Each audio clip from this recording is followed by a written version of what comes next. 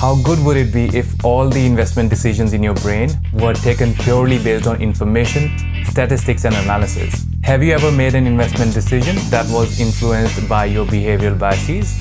Or maybe you were about to make one. Or maybe you didn't even know that these behavioral biases existed. Stay tuned to understand how your behavioral side is impacting your wealth creation.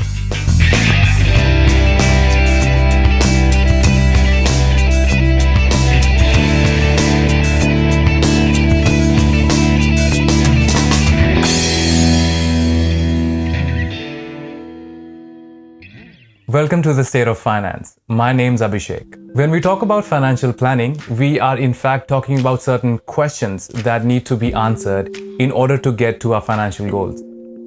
These include A. Which asset class to invest in? Is it going to be shares, real estate, mutual funds, gold, or debt securities? B. How to invest? Can you directly invest, or do you have to go through a broker or an agent? Or do you require bank finance to invest? How does money get transferred? And so on and so forth.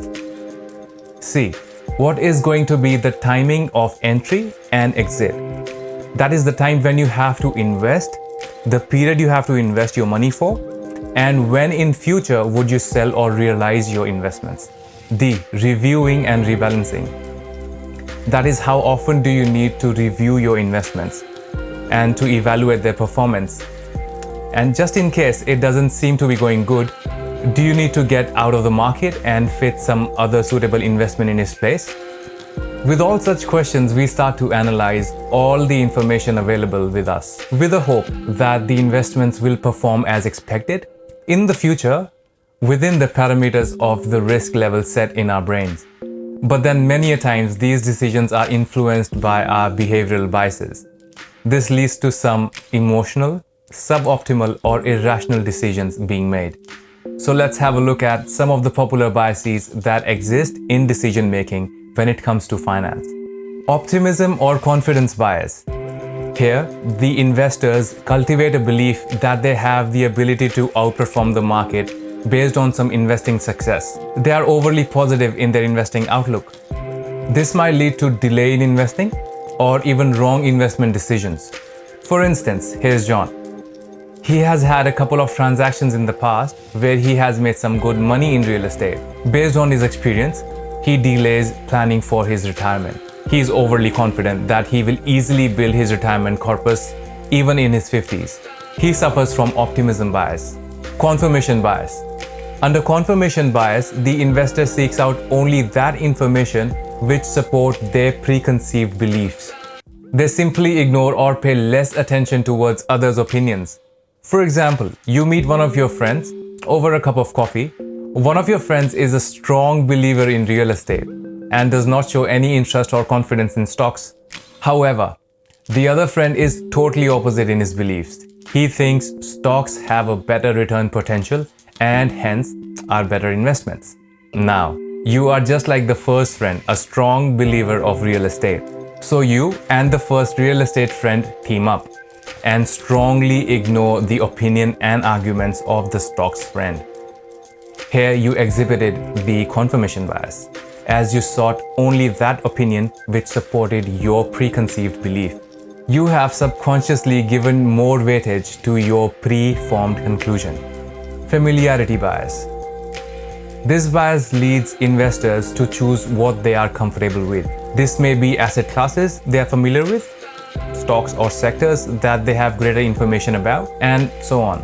It is always good to invest in what you understand, but the different investment instruments and the methods of investing have evolved and have come a long way. You might have heard about your grandparents writing checks regularly and depositing them manually in the bank account for investing in fixed deposits. Although this practice is still correct and prevalent, but setting up a direct debit instruction for a fixed deposit or even choosing the new sweeping saving account where the excess amount automatically gets transferred to the fixed deposits, this would have saved you a lot of effort. Herd mentality.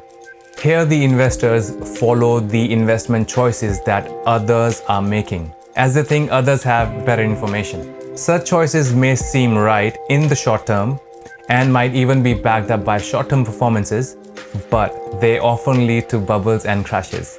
This bias tends to create FOMO, fear of missing out, which in turn makes the investor invest almost blindly, usually when the markets are heated and poised for correction.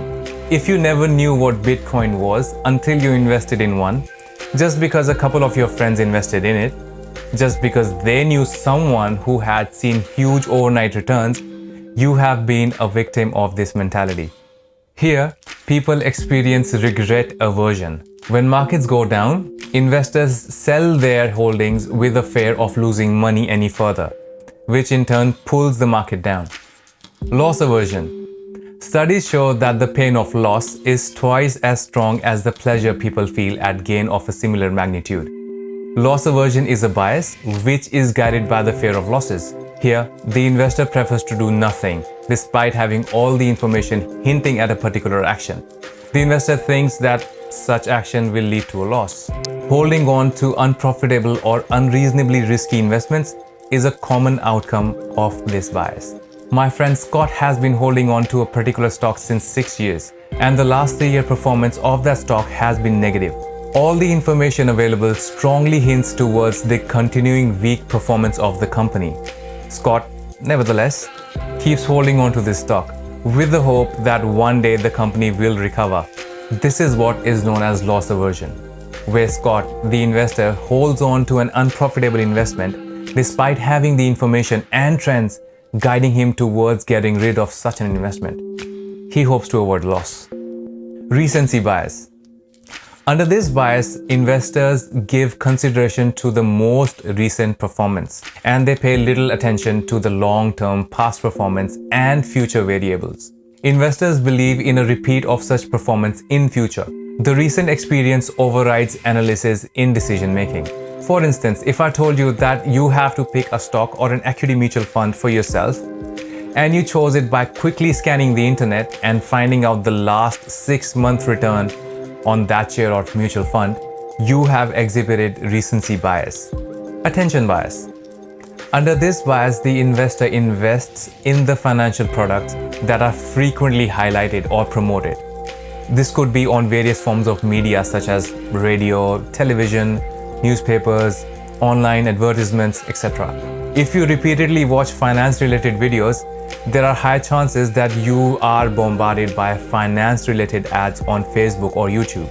Search for a few properties online and then Google starts showing you different properties on its own. The ads might highlight a particular mutual fund or a property to you. This will give you an impression of the popularity of such a fund or a property.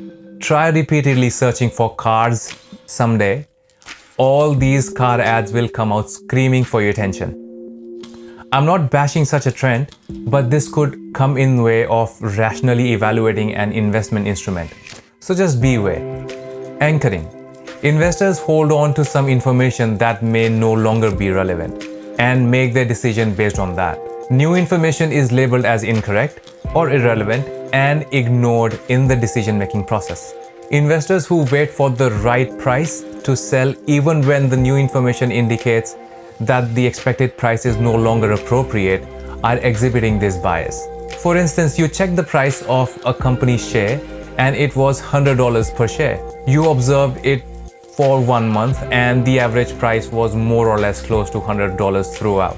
Somehow you are satisfied that $100 seems like a fair price, legit for this share.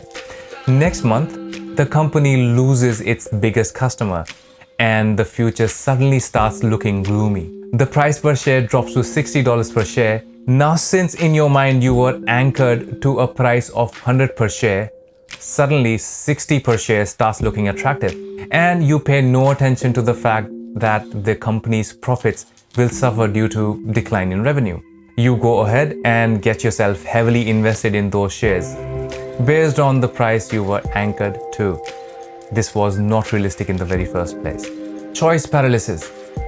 The availability of too many options for investment can lead to a situation of not wanting to evaluate and make the decision. Too much of information also leads to similar outcome on taking action. This is commonly seen with mutual funds or some insurance schemes that mix investments as well. There are dozens of funds and plans, and on top of that, they might even have their fancy marketing names.